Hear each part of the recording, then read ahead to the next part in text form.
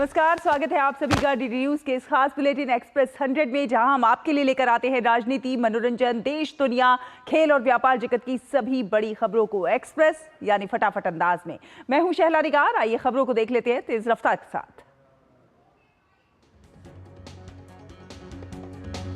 प्रधानमंत्री नरेंद्र मोदी आज एक के बाद एक कर सकते हैं 7 अहम बैठकें, अलग अलग मुद्दों पर बैठकें प्रस्तावित। पहली बैठक पूर्वोत्तर में चक्रवात के बाद की स्थिति की समीक्षा पर होगी।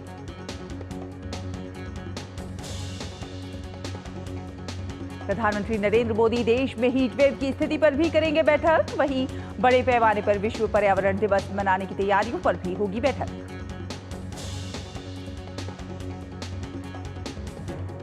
प्रधानमंत्री नरेंद्र मोदी अगले कार्यकाल के 100 दिवसीय कार्यक्रम के एजेंडे पर भी करेंगे समीक्षा बैठक। सूत्रों के अनुसार बैठक के दौरान होगी लंबी चर्चा।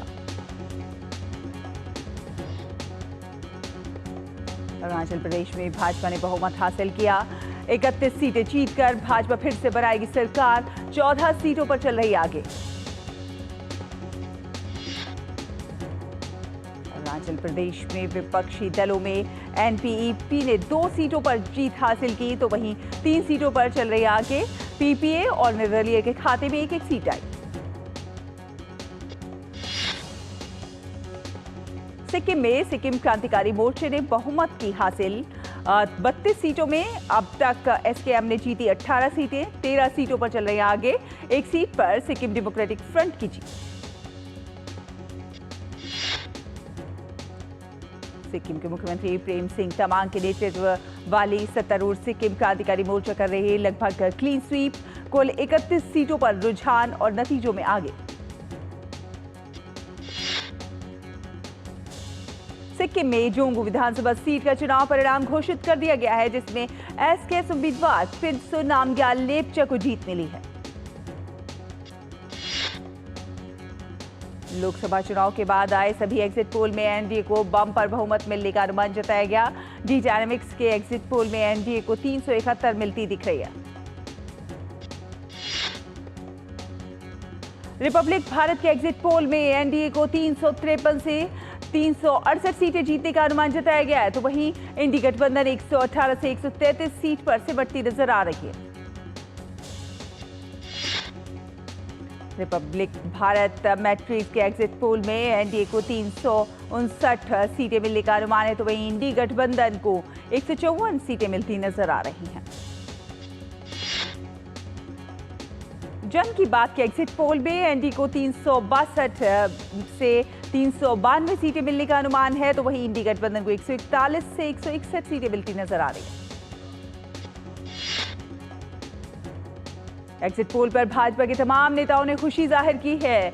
जम्मू कश्मीर भाजपा अध्यक्ष रविंद्र रैना ने कहा है कि जनता ने तीसरी बार प्रधानमंत्री नरेंद्र मोदी पर जबरदस्त विश्वास किया है। केंद्रीय मंत्री गिरिराज सिंह ने एग्जिट पोल पर कहा कि पीएम मोदी की विश्वसनीयता और विपक्ष के असली चेहरे को लोग जान गए हैं। बिहार के उप मुख्यमंत्री विजय सिन्हा ने एग्जिट पोल पर कहा कि पीएम मोदी की गारंटी पर लोगों को विश्वास है।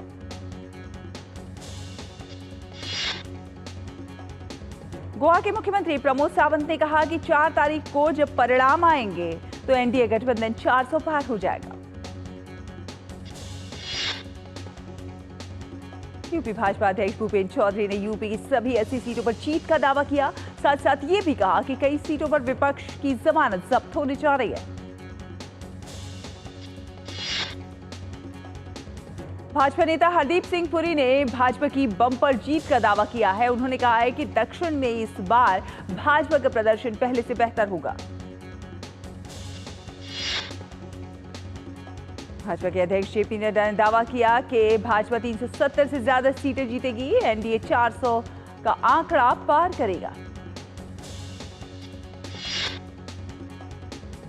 भाजपा नेता शायरा एनसी ने एग्जिट पोल पर कहा कि इस बार जीत की हैट्रिक होगी। भाजपा नेता तेजस्वी सूर्या ने एग्जिट पोल पर कहा कि पीएम मोदी की लोकप्रियता में कोई कमी नहीं आई है और ये बढ़ती ही जा रही है।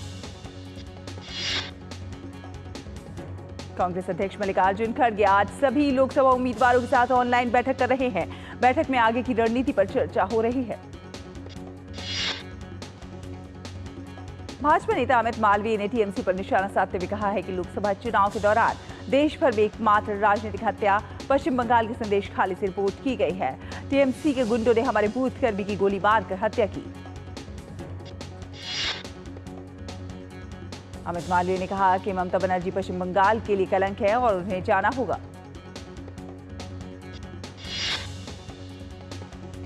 दिल्ली के मुख्यमंत्री अरविंद केजरीवाल आज शराब नीति मामले में तिहाड़ जेल में सरेंडर करेंगे। कल कोर्ट ने किसी भी तरह की राहत देने से इनकार किया था।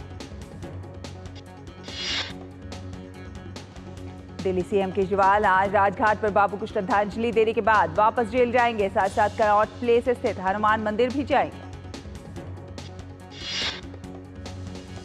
दिल्ली में जल संकट पर दिल्ली जल बोर्ड ने कहा कि जिन इलाकों में सुबह और शाम पानी की सप्लाई आती है वहां हालात सामान्य होने तक अब सिर्फ एक टाइम ही पानी आएगा। पानी की बर्बादी रोकने के लिए जल बोर्ड की 200 टीमें तैनात की गई हैं जो अलग अलग इलाकों में घूमेंगी और पानी की बर्बादी पाए जाने पर 2000 रुपए का चालान काटेंगी। दिल्ली के मुख्यमंत्री अरविंद केजरीवाल के द्वारा हरियाणा सरकार द्वारा पानी रोके जाने के आरोप पर हरियाणा के मुख्यमंत्री नायब सिंह सैनी ने कहा कि केजरीवाल भ्रष्टाचार पर कम और विकास पर ज्यादा ध्यान दें। डीडीए ने यमुना बाढ़ के मैदानों को अतिक्रमण से मुक्त किया। इसके तहत वासुदेव घाट क्षेत्र से अतिक्रमण हटाया गया और अवैध अखाड़े को और धर्मस्थल भी हटाए गए। बिहार में भाजपा प्रत्याशी रामकृपाल पर फायरिंग मामले में 9 लोग बनाए गए आरोपी। इस मामले की जांच और आरोपियों की गिरफ्तारी के लिए एसआईटी का गठन किया गया। आगामी कर्नाटक विधान परिषद के द्विवार्षिक चुनाव के लिए भाजपा ने अपने 3 उम्मीदवारों के नामों की घोषणा कर दी है। इसमें सीटी रवि, एन रवि कुमार और एमजी बुले का नाम शामिल। नई दिल्ली लोकसभा सीट से भाजपा उम्मीदवार बांसुरी स्वराज ने चांदनी चौक के गौरीशंकर मंदिर में पूजा अर्चना की। जम्मू कश्मीर प्रशासन ने कटरा के Domai check post, Panthal check post, Tarakot मार्ग से के शुरुआती बिंदु से माता वैष्णो देवी भवन तक किसी भी तरह की तंबाकू की बिक्री, भंडारण और खपत पर प्रतिबंध लगाने का आदेश जारी किया। उज्जैन के महाकाल मंदिर में 1 जून से भस्म आरती दर्शन की व्यवस्था लागू कर दी गई है। दर्शनार्थी अब 3 महीने पहले से ही भस्म आरती दर्शन बुकिंग के लिए आवेदन कर सकेंगे। जम्मू कश्मीर में राजौरी के मेहरा वन क्षेत्र में भीषण आग लग गई। आग बुझाने का प्रयास जारी है। पंजाब के फतेहगढ़ साहिब में आज सवेरे करीब 4 बजे 2 मालगाड़ियां आपस में टकरा गईं। 2 लोको पायलट घायल हो गए। मध्य प्रदेश के शिवपुर जिले में सरोदा गांव के पास यात्रियों से भरी नाव सीप नदी में पलट गई, जिसमें 7 लोगों की डूबने से मौत हो गई। नाव पर 11 लोग सवार थे, जिनमें से 4 लोगों को बचा लिया गया। छत्तीसगढ़ में नक्सलियों ने कल रात एक मोबाइल टावर में आग लगा दी। घटना रावदई पुलिस स्टेशन के निकट धुर्मी गांव की है। नारायणपुर पुलिस अधीक्षक प्रभात कुमार ने कहा कि घटना का संज्ञान ले लिया गया और जांच जारी है। भारत सरकार क्यूबा सरकार को मानवीय सहायता प्रदान कर रही है। भारत में निर्मित 9 सक्रिय दवा सामग्री की लगभग 90 टन की खेप आज मुंद्रा बंदरगाह से रवाना हुई। बुलेटिन में फिलहाल एक छोटा सा ब्रेक लेते हैं। ब्रेक के उस पार खबरों का सफर जारी रहेगा। देखते रहिए एक्सप्रेस 100। बात जब पीढ़ियों के लिए बनने वाले घर की हो तो जिम्मेदारी बड़ी हो जाती है। गैलेंट समझता है ये जिम्मेदारी। अब डबल एम रिब्स के साथ गैलेंट एडवांस TMT रीबार, निर्माण का real hero. Doctor ortho oil के रेगुलर मसाज से जॉइंट हेल्थी रहते हैं। और अगर प्रॉब्लम बहुत पुरानी है तो डॉक्टर ऑर्थो कैप्सूल्स साथ लेना ना भूलें। अब दर्द भी घुटने टेकेगा। शुक्ला बता रहा था आपके बाबूजी ने जायदाद का कुछ हिस्सा नौकर के नाम कर दिया। अब नौकर हर काम अपना घर समझ के करेगा। समरकूल, जो हर दिल करे कबूल। ब्रेक के बाद स्वागत है आपका। आप देख रहे हैं एक्सप्रेस 100। रुक करते हैं कुछ अन्य खबरों का। उत्तर प्रदेश में गर्मी लू अपने चरम पर है। लखनऊ में पारा 42 डिग्री के पार चल रहा है। स्वास्थ्य विभाग ने बढ़ती गर्मी को देखते हुए अस्पतालों में कोल्ड रूम बनाया है। उत्तर भारत में राजस्थान के पूर्वी और उत्तरी हिस्सों के साथ ही पंजाब और हरियाणा, दिल्ली में कल हुई बारिश से जहां जनमानस को थोड़ी राहत मिली है,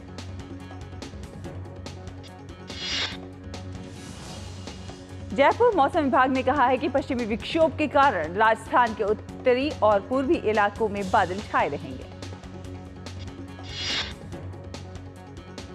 दिल्ली में आज भी हल्की बारिश की संभावना जताई गई। आज अधिकतम और न्यूनतम तापमान 43 और 29 डिग्री सेल्सियस तक रहने का अनुमान। केरल के कई जिलों में दक्षिण पश्चिम मानसून के कारण भारी बारिश की चेतावनी जारी की गई है। तेलंगाना, उत्तरी आंध्र प्रदेश और उत्तरी कर्नाटक में भी भारी वर्षा की संभावना। पूर्वोत्तर भारत में असम का पश्चिमी हिस्सा बारिश के चलते काफी प्रभावित हो रहा है। यहाँ पर बाढ़ की वजह से लगभग 3.5 लाख लोग प्रभावित हुए हैं। आयात में गिरावट के बावजूद घरेलू लेन देन से राजस्व में मजबूत वृद्धि के कारण सकल जीएसटी संग्रह मई 2024 में सालाना आधार पर 10% बढ़कर करीब 1.73 लाख करोड़ रुपए पहुंचा। वित्त मंत्रालय के जारी आंकड़ों के मुताबिक 1,72,739 करोड़ रुपए के सकल जीएसटी संग्रह में केंद्रीय जीएसटी की 32,409 करोड़ और राज्य जीएसटी की 40,265 करोड़ रुपए की हिस्सेदारी। आरबीआई 4 वर्ष में यूपीआई को 20 देशों में पहुंचाने की योजना बना रहा है। हालिया सालाना रिपोर्ट के मुताबिक इसके लिए संभावनाएं तलाशी जा रही हैं। इस लक्ष्य को 2028-29 तक पूरा किया जाएगा। आरबीआई इस लक्ष्य के लिए एनपीसीआई इंटरनेशनल पेमेंट्स लिमिटेड के साथ काम कर रहा है। 2047 तक विकसित भारत के लक्ष्य को पूरा करने के लिए यूपीआई को बढ़ाया जा रहा है। आईटी कंपनी टाटा टीसीएस के चेयरमैन नटराजन चंद्रशेखरन ने कहा है कि यौन उत्पीड़न के मामले से बचने के लिए घर में काम करना कोई समाधान नहीं है। घर से काम करना कोई समाधान नहीं है, इसके बजाय इस मामले में लोगों को शिक्षित करने की जरूरत है। गॉडफ्रे विलियम्स के कार्यकारी निदेशक समीर मोदी ने अपनी मां वीरा मोदी पर खुद पर हमले की साजिश रचने का आरोप लगाया। इस दिवंगत के मोदी के परिवार के सदस्यों के बीच विरासत का विवाद बढ़ा है। समीर मोदी ने दिल्ली पुलिस में शिकायत दर्ज कराते हुए आरोप लगाया कि जसोला में गॉडफ्रे फिलिप्स की निर्धारित बोर्ड बैठक में घुसने का प्रयास करने पर उनकी मां के पीएसओ ने उनका हाथ पकड़कर उन्हें गंभीर चोट पहुंचाई। बाजार पूंजीकरण के हिसाब से टॉप 100 सूचीबद्ध कंपनियों को 1 जून से अपने संबंध में मुख्यधारा की मीडिया में आने वाली किसी भी बाजार अफवाह की पुष्टि या खंडन करना होगा। 1 दिसंबर से शीर्ष 250 कंपनियों के लिए लागू होगा ये नियम। सेबी के नियमों के तहत इन कंपनियों को मुख्यधारा की मीडिया में बताई गई किसी भी असामान्य घटना या सूचना की पुष्टि, खंडन या स्पष्टीकरण 24 घंटे के भीतर करना होगा। केंद्र सरकार ने घरेलू कच्चे तेल पर विंडफॉल टैक्स घटाकर 5,200 रुपए प्रति टन किया, जो पहले 5,700 रुपए प्रति टन था। विंडफॉल टैक्स कम होने का सीधा फायदा घरेलू स्तर पर कच्चा तेल उत्पादन करने वाली कंपनियों जैसे ओएनजीसी और ऑयल इंडिया को मिलता है। पेट्रोल, डीजल और विमान ईंधन पर विंडफॉल टैक्स 0 बना हुआ है। एयर इंडिया ने सैन फ्रांसिस्को की उड़ान में देरी के लिए यात्रियों से माफी मांगी और उन्हें $350 का यात्रा वाउचर देने की पेशकश की।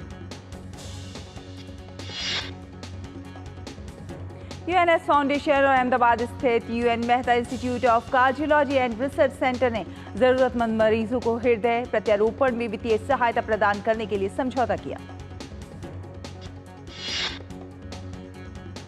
समझौते के तहत यूएनएस फाउंडेशन यूएनएसआईसीआरसी को जरूरतमंद मरीजों को निःशुल्क हृदय प्रत्यारोपण करने के लिए पूर्ण वित्तीय सहायता प्रदान करेगा। मोटरसाइकिल बनाने वाली कंपनी रॉयल एनफील्ड की कुल बिक्री मई में सालाना आधार पर 8% गिरकर 71,010 इकाई रही, जो पिछले साल मई में 77,461 इकाई थी। मध्य प्रदेश की सुंदर फूड्स एंड डेयरी ने विश्व दुग्ध दिवस के अवसर पर नए दुग्ध उत्पाद ब्रांड समूह के लॉन्च की घोषणा की और कहा कि इसका लक्ष्य राज्य पर अपनी उपस्थिति का विस्तार करना है। देश भर में पड़ रही भयंकर गर्मी के बीच ताप बिजली संयंत्रों को लगातार कम करने के बीच एक अच्छी खबर, बिजली संयंत्रों के पास अभी 45 लाख टन कोयला है और उनकी 19 दिनों के ज़रूरत के लिए ये पर्याप्त है। ये कोयला स्टॉक का पिछले वर्ष के मुकाबले में 30% ज़्यादा है। बिजली संयंत्रों को कोयले की आपूर्ति पर नजर रखने और इसकी राह के अड़चनों को दूर करने के लिए कोयला मंत्रालय, बिजली मंत्रालय, रेलवे मंत्रालय और बिजली संयंत्रों के अधिकारियों को मिलाकर एक समिति का गठन किया।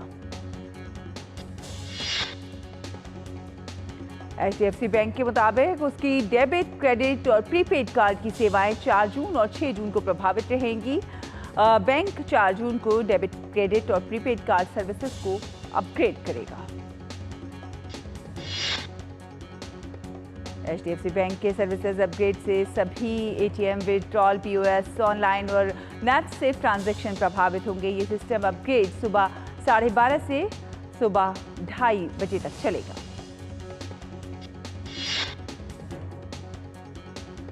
गजा में युद्ध विराम को लेकर अमेरिका के राष्ट्रपति जो बाइडेन ने 3 चरणों वाला युद्ध विराम का नया प्रस्ताव पेश किया। बाइडेन के अनुसार इसे इजरायल ने ही तैयार किया है। जो बाइडेन ने युद्ध विराम के प्रस्ताव को पेश करते हुए कहा कि हमें युद्ध विराम को लेकर प्रारंभिक तौर पर हमास से भी सकारात्मक प्रतिक्रिया प्राप्त हुई है। इजरायल के प्रधानमंत्री बेंजामिन नेतन्याहू ने एक संदेश जारी किया है कि गजा युद्ध तब तक खत्म नहीं होगा जब तक कि हमास के शासन करने और युद्ध के सभी लक्ष्य हासिल नहीं हो जाते। दक्षिण अफ्रीका में ऐतिहासिक चुनाव परिणाम में अफ्रीकन नेशनल कांग्रेस को संसद में नहीं मिली बहुमत। ANC पार्टी ने 30 साल में पहली बार गंवाया बहुमत।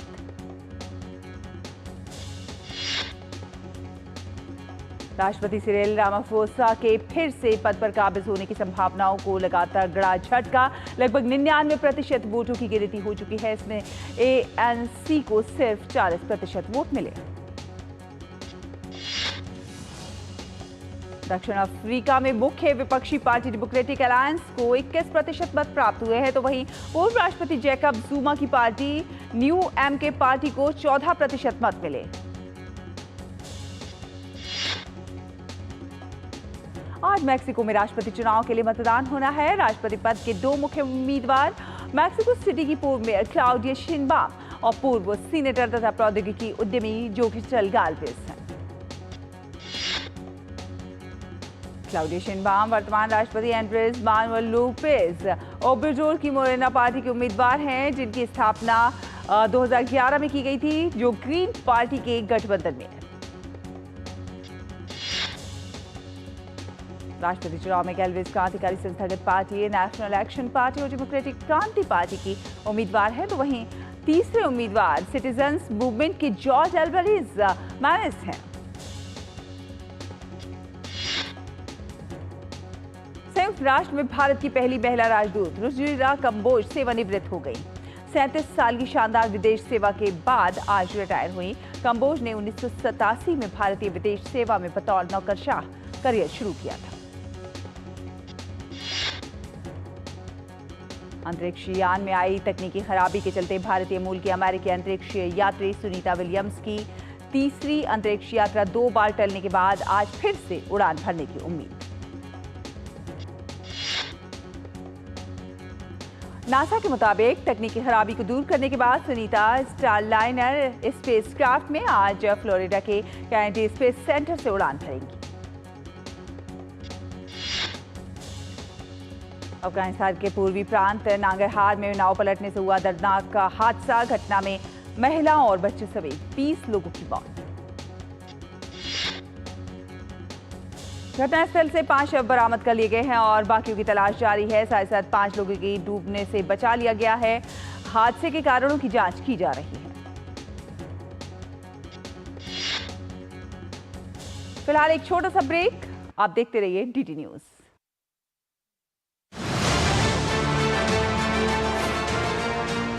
पूरा हुआ जनता का मतदान, खत्म हुआ चुनाव का सियासी घमासान।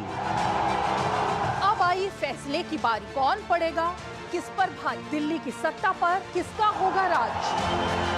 आखिर जनता देगी किसको वनवास? क्या एनडीए की फिर बनेगी सरकार या फिर इंडी गठबंधन करेगा पलटवार? 4 जून को मिलेगा इन सवालों का जवाब। पल पल बदलते मतगणना के रुझानों पर होगी पैनी नजर। होगा हर जीत का सटीक विश्लेषण। देखिए जनादेश 4 जून को सुबह 6 बजे से लगातार सिर्फ डीडी न्यूज पर। ब्रेक के बाद स्वागत है आपका। आप देख रहे हैं डीडी न्यूज और एक्सप्रेस 100 में।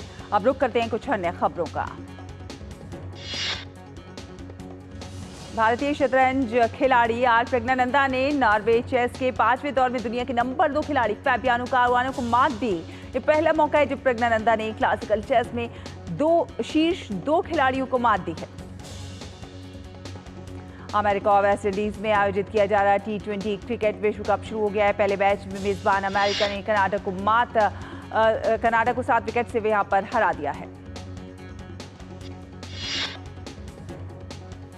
T20 क्रिकेट विश्व कप में भारतीय टीम ने अभ्यास मैच में बांग्लादेश को 60 रन से हरा दिया।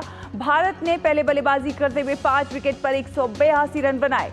जवाब में बांग्लादेश की टीम 9 विकेट पर 122 रन ही बना सकी। दिनेश कार्तिक ने क्रिकेट से संन्यास का ऐलान कर दिया है। दिनेश कार्तिक ने शनिवार को अपने 39वें जन्मदिन पर यह घोषणा की।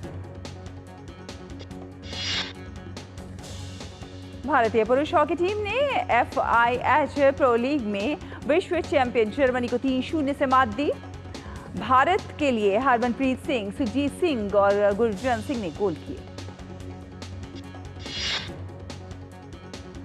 नोवाक जोकोविच ने फ्रेंच ओपन के 4थे दौर में जगह बना ली है। 3रे दौर के मैच में जोकोविच ने एक कड़े मुकाबले में इटली के लोरेंसो मुस्सावी को हराया।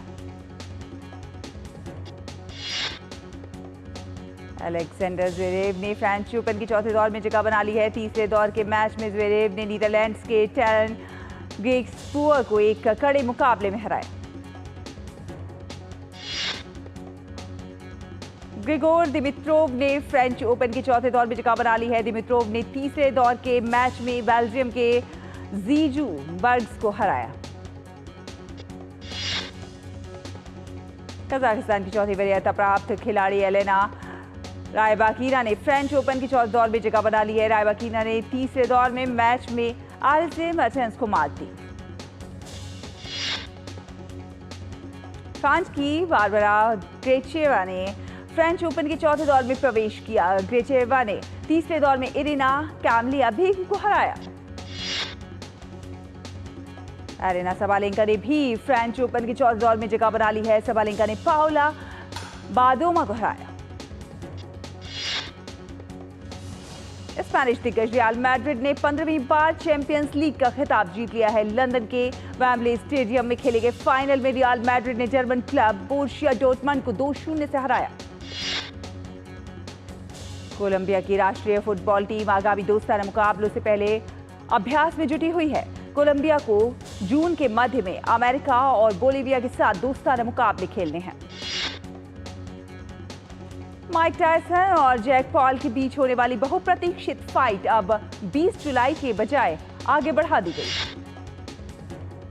फ्रांस के सुरक्षा बलों ने पेरिस ओलंपिक के दौरान फुटबॉल स्टेडियम पर आक्रमण की योजना बनाने के मामले में एक 18 वर्षीय युवक को गिरफ्तार किया। आज हिंदी सिनेमा के महान शख्सियत राज कपूर की पुण्यतिथि है।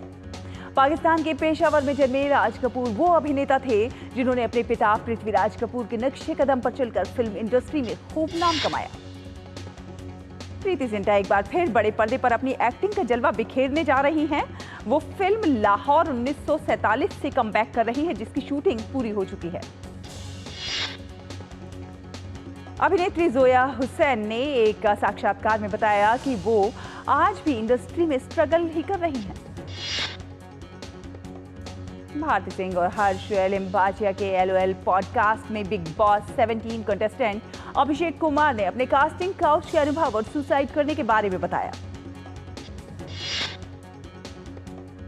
मशहूर अभिनेता Giancarlo Esposito captain America brave new world में अपनी अदाकारी का जलवा दिखाते नजर आएंगे। तो इसी के साथ एक्सप्रेस न्यूज में फिलहाल इतना ही। हमें दीजिए अनुमति। नमस्कार।